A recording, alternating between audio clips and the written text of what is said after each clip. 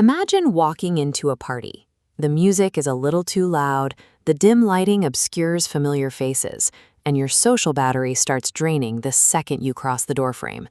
You don't know anyone, and your brain scans the room, pinging the crowd like a radar searching for a safe place to stand.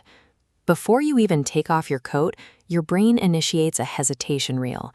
It spins out worst-case scenarios, asking what happens if they all turn and stare, or what if they laugh. This biological defense mechanism freezes you in place. To bypass that mental block, use the 3-second rule. The exact moment you feel the internal nudge to join a group, count down from 3 and move. 3, 2, 1, go. This strict mental countdown forces physical action before doubt has time to hijack your brain's controls. Once you cross the threshold into the circle, you have to initiate contact. The compliment combo provides a low-friction entry point that signals your presence to the group. You skip the vague, forgettable phrases like, "You look nice." Instead, you zoom in.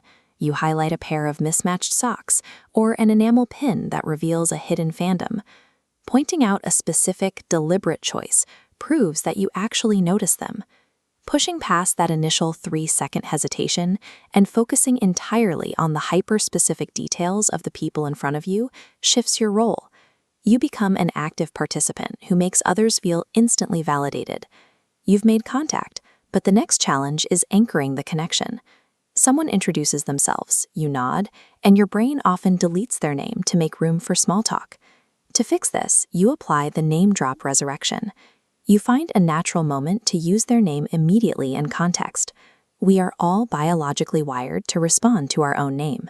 Speaking it aloud early in the conversation elevates that person to a featured character in your memory. Then, you have to manage the physical reality of the interaction. You will often face someone whose energy is different from yours. They are either heavily caffeinated and bouncing, or speaking so softly you can barely hear them. To bridge this gap, you use the mirror move. This animated diagram shows 2 distinct sine waves, representing 2 people's energy levels, adjusting their curves until they perfectly align. Sine waves are mathematical curves that describe smooth periodic oscillations, often used to map sound or energy. You are doing the same thing with your tempo. If they are laid back and slow-paced, you let your words breathe. If they are full of excitement, you bring your energy up to match them. Achieving this physical alignment creates a subconscious feeling of being on the same wavelength. The conversation takes on a shared rhythm, and social walls drop laterally. Tuning your frequency to match theirs establishes a baseline for mutual comfort while allowing your own signal to come through clearly. Even when your energy matches, conversations can stall in the shallow waters of traffic and weather. To break out of autopilot small talk and prove you are actively listening, deploy the echo hack. When the other person mentions a detail, say a new hobby like juggling, pick out that specific noun and toss it back to them as a targeted question.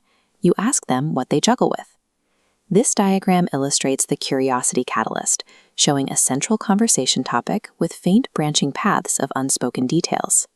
People often drop small hints about a wild weekend or a new project without fully explaining them. These are the unpulled threads. Asking about the why or how expands that specific conversational branch. Your curiosity signals that you want to know the feelings behind the facts, prompting the other person to drop their mask. If the conversation still feels trapped in a loop of polite noise, you can crack the surface using the vulnerability vibe bomb. This requires a precise, small dosage of honesty. You share a human admission, like mentioning you almost bailed on the party because you didn't know anyone. That tiny admission gives the other person permission to drop their own guard. Handing the conversational mic back to them and injecting a calculated dose of vulnerability transforms polite, draining noise into real bonding tissue. Eventually, your social stamina bar flashes red. You might find yourself trapped by someone monologuing about the multi-generational lore of their kombucha startup.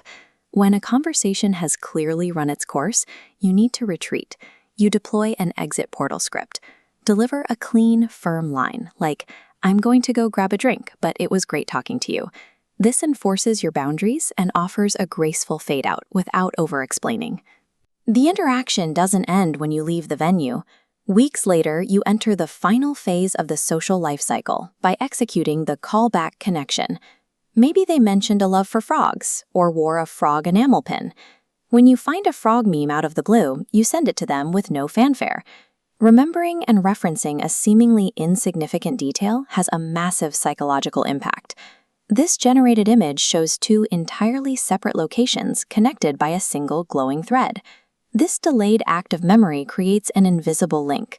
It proves to the other person that they left a permanent mark on your memory. The people who leave a lasting impression are rarely the ones telling the loudest stories. Instead, genuine connection comes from listening with enough intent to remember the small details that everyone else overlooks.